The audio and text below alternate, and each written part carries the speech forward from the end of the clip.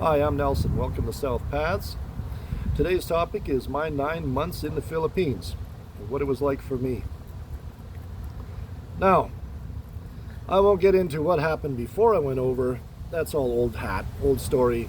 It's in the old videos, you know. But what it was like for me when I got there. I met Aslie at the airport, just like everybody says you should not do. But I got to know her before I even flew over. She found me on a dating site and touched a conversation with me, and we got started talking. It was between her and a couple of other girls that I was talking to at the same time, and she rapidly became my favorite candidate. It was just something about her that I liked. And fast forward 6 months, and I flew over to visit her. Now, the first thing that happened is I get off the plane. We miss each other at the exit. They're on the level above. I'm on the level below, and we're all trying to find each other. I'm the first time in my life I'm in an airport that isn't connected to North America in any way, shape, or fashion. It's a little bit overwhelming, a little bit freaky. And so I got a hold of her on the phone, text her. She says, "Stay where you are, we're coming." She comes running up, this beautiful Asian woman comes running up in a red dress and high heels. And she has a red rose for me. And she runs up, gives me a big hug, and she's smiling, and it was just wonderful, you know. And that was the initial meetup. And I must admit, overwhelmed and did not know how to react. And I just looked like a complete buffoon. I must have. I'm sure I did. Anyway, the next day, we get together again, and we go out. And I'm sitting in a restaurant in front of a main street near to the Mall of Asia. I don't remember the name of the street, but in front of the Mall of Asia. And I'm sitting there and I'm watching everything going on, and there's a jeepney going by, and then another jeepney going by, and all of that. And I'm watching this, and these amazing little jeepneys, all custom designed, and all outfitted differently to represent the owner's personal likes and design concept for his jeepney. They were nothing like city buses where they all look exactly the same. These things are all different motif, different designs, different. One was a discotheque on wheels. Another one was all earthy. Another one was jungle theme. It was wild. And I'm sitting here watching them go by, and I look over on the next table, and there's a cat sitting there. It's asleep on the table, on the restaurant table. Nobody is swatting the cat. Just let it sleep. Okay, we're not eating on that table. But anyway, no, not now, Jackson. Not now, Jackson. The dog. We're sitting there, and we have breakfast, and then away we go. And I discovered only 2 blocks away was a Canadian icon, Tim Hortons, 2 blocks away. And so we popped in there, and Aslie had never had a Canadian donut or a Canadian cup of coffee. And the place was exactly as it is in Canada. The same coffee, same donuts, everything was identical. The same layout, colors, desk, everything was the same. The prices were even the same. It's kind of pricey for the Philippines, but right up the alley for Canada. $2 for a cup of coffee, and buck and a half for a donut. It's about right. So only people with money in the Philippines were going into this place. So we're sitting there, we have it. She's amazed by French vanilla and coffee, half and half. She loved it. Then off to the Mall of Asia, which is a giant mall, huge giant mall. Imagine a mall that is a kilometer long, and if you are an American viewer, that's just slightly more than a half a mile long, but it's like 5 stories tall. So you've got a mall that's 2.5 miles long. It's just huge. It's mind-boggling. And it's not even the largest mall. I think it's the third largest mall in Asia right now, third largest or second largest. Massive mall. You cannot see this. You need 3 days to go through this place. It's crazy. And out behind the mall is a mini version of Disneyland. They've got rides and things and games of chance and popcorn stands and all kinds of stuff right along the breaker walls for the ocean there in the Bay of Manila. So it's pretty nice day or night. Pretty cool place. We visited there. We visited the Cathedral of Manila. Should be the Cathedral of the Philippines. It is the largest church in the Philippines, if I recall correctly. Amazing place. Must be 200-foot tall ceilings, all tile, arched at the top. Just massive, massive, massive place. Beautiful place. And 2 blocks away from there is the oh, what was it called? Anyway, a fort. Fort Santiago, I think. Fort Santiago. The old fort in the Philippines, which was the original defense area to keep people from coming up the river to invade further into the Philippines. A lot of places to put little cannons along that wall. I'm sure at the time they were considered big guns, but you know what I mean. They would do damage to a wooden boat, all right, in the 1600s, that's for sure. And while all this was happening, Aslie was carefully guiding me, taking care of me, making sure that I didn't make any missteps, I didn't do any faux pas, any cultural mistakes, even watched where I was walking to make sure I didn't catch my head on anything, because I'm 6.5 feet tall. You know, and we ended up at the Disvoria Mall, I think it's called. That place is crazy. That is absolutely nutsville in there. It's amazing. You can buy anything in there. Anything. It's like 600 little tables set up with mom and pops. Everything is there. Everything is there. Including the pickpockets. So put your wallet in your front pocket. Here's a piece of advice. Your cell phone goes in the front pocket on one side. Your wallet goes in the front pocket on the other side. Not your back pocket. Don't do that. Front pockets. Or if you have a fanny belt, up front, not behind you. So anyway, back to the story. We went in there and explored there. And that was the first few days with Aslie. She showed me the jungle.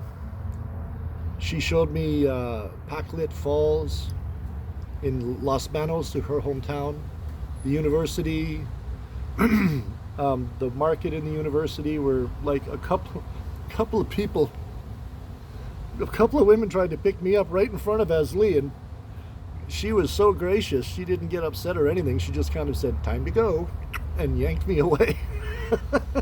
So that was kind of nice, you know, for the ego, but not so good timing or anything. Anyway, so she basically cared for me, guided me, took care of me, and I saw things in the Philippines that were just amazing. I would see a motorcycle go by with a whole family on it. Yeah, dad's in the front driving, and you have 3 kids in the middle, and mom on the back, and they all be squished in together on that little bike, and they're heading down the road at night, no headlight on, no taillight, no headlight, just shoom, going by you at 30 miles an hour. No one's got a helmet. Nobody seems to care. I think they only have laws that are restricted helmet uses in Manila. I'm not sure outside of Manila if you got to wear one or not. If anybody knows, please say so in the comments. I saw that. I saw Pagsanjan Falls, which was 200 feet tall. And Pagsanjan Falls, we meet this little kid going up there. We're hiking up. But it goes through a farm. And in the farm, there's little trails going everywhere. All over the place. So you don't know which one you need. There's no signage. There's no guide. There's nothing. And you're just wandering through this place trying to find this fall, this waterfall. If you don't know the way, you'll never find it. So this little kid comes up to us. He's maybe 5 years old. And he talks to Aslie in Tagalog, and he says, you know, for a certain amount of money, he'll show us where the falls are. So we end up giving him the pesos. He takes us to the falls, and we get up there. Now we had brought a picnic lunch, and the picnic lunch was Cokes, pie, chocolate bars, some other stuff. By the time that kid was through, he had 2 Cokes in him, half a cake, a whole chocolate bar of German chocolate, and like 100 pesos in his pocket, because he guided us back too. He waved goodbye with a fat belly in his hands, grubby little hand hanging onto those 20 peso notes, going home smiling like a kid. Nobody's in a bad mood in the Philippines. You won't be either. I mean, if you're a decent enough human being. I mean, you have to be patient in the Philippines. Patient. Be patient in the Philippines. If you're patient, you'll be a happy guy. Just stand around. You're waiting at the bank. You're waiting to get your food at KFC. You're waiting. Oh, airplane, just a minute.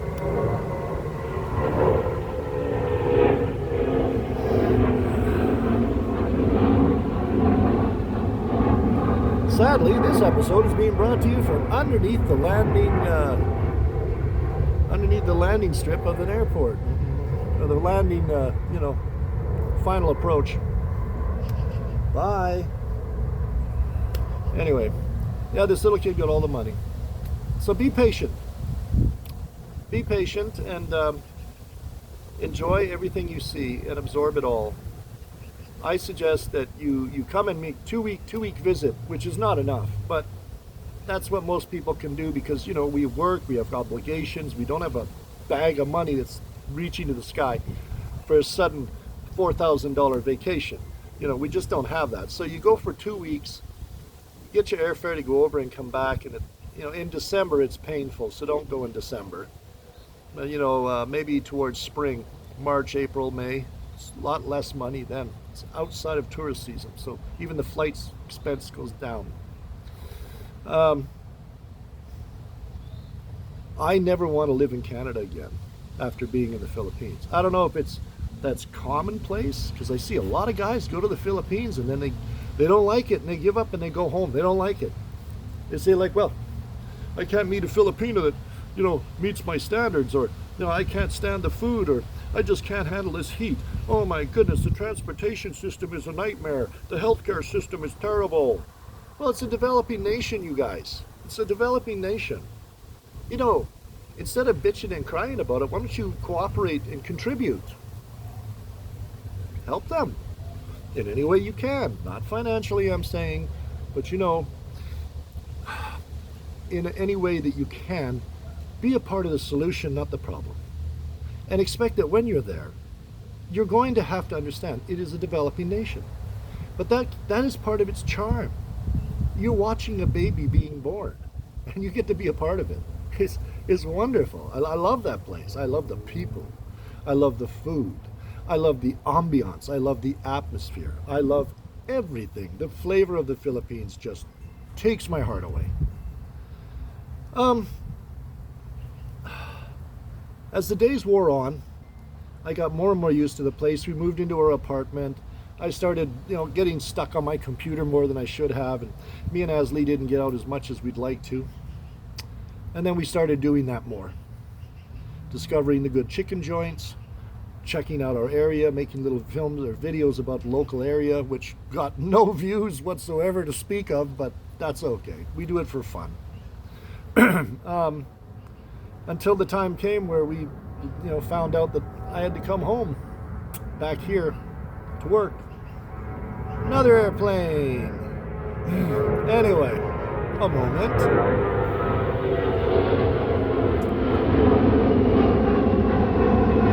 What is that thing?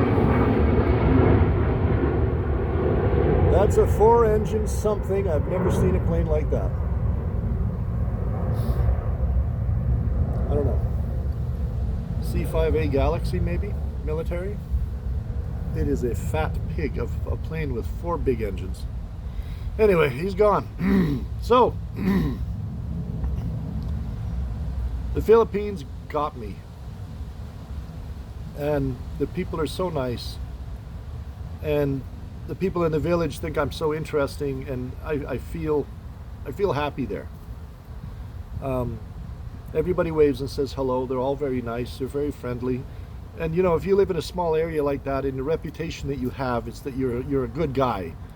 A lot of foreigners are standoffish and they don't get involved with the locals.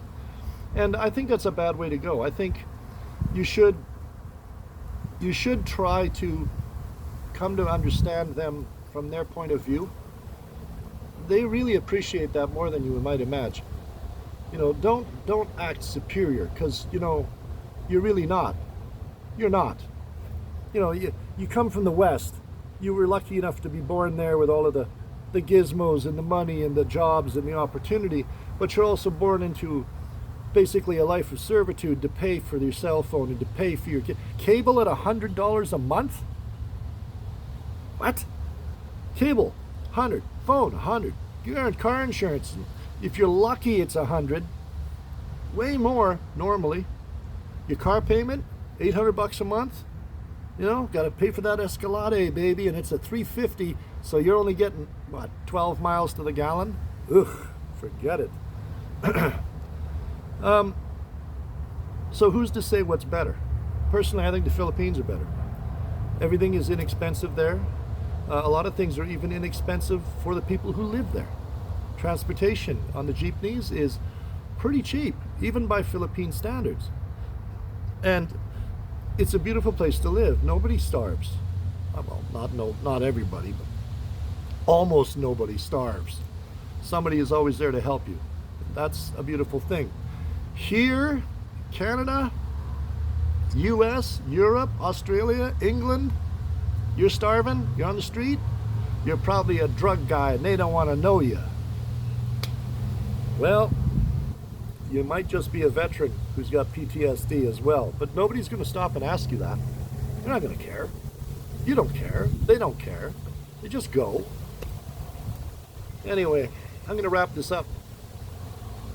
I'm going to tell you, as I said in my last video, you got to be a special kind of guy to go to the Philippines, and it's not a matter of succeeding there. It's a matter of loving the place more than where you came from.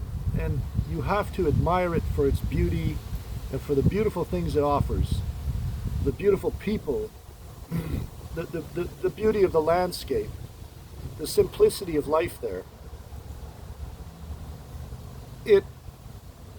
You will feel your stress on the first day out of the hotel room.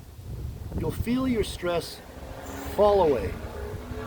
And if you're with a Filipina that you've been talking with and you're with her, she will protect you, she will guide you, and that stress level of yours will just freaking evaporate. If you're clicking and you're talking and you're getting along with her and it's everything you'd hoped, and you're in this place with simplicity and harmony, wow, man, better than 10 years of psychoanalyst, I'll tell you. 1 year in the Philippines will undo every knot in your rope. You'll be free and clear. You'll be a completely new person. It'll heal you. So that's about it for now. I want to thank you for popping in and viewing my rather lengthy rambling rant today. I hope it is of some use to you. Some guys need mufflers, and I hope that it was good. All right, that's it for now. Have a good night. Have a good day. Have a good whatever. Try to do some more research on the Philippines and possibly come over and see it. You will not regret it. It's a beautiful place, boys. It's a beautiful place, girls. Women are good there too. You'll feel happy. You'll feel safe. You'll feel wonderful there. You will have, women would have so many friends so fast. It's crazy. Crazy. Anyway, that's all for now. Blah, blah, blah, blah, blah. Talk to you later. Sel Paz Nelson. See ya.